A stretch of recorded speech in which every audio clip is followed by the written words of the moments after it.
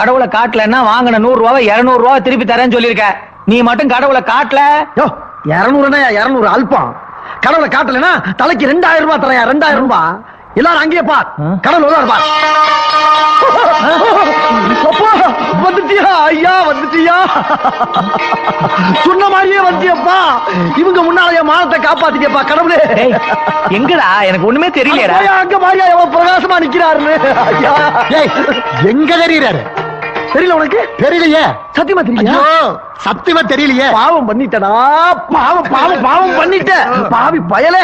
எவன் பொண்டாட்டி பத்தினியோ அவன் கண்ணுக்கு தாண்டா கடவுள் கண்டிப்பா தெரிவாரு. அங்க வர திரிக்கிறாரா? என்னையா நீ காணத்தனமா வளர்ற? என்னையா தெரியுது? அறிவு கட்டவனே, 100 ரூபாய்க்கா இத்தனை பேர் மத்தியில் ஆத்துக்காரி விட்டு கொடுக்க முடியுமா? விட்டா நாளைக்கு இவனே ஆத்துக்காரி கையை பிடிச்சிருவான். ஆமா கடவுளே.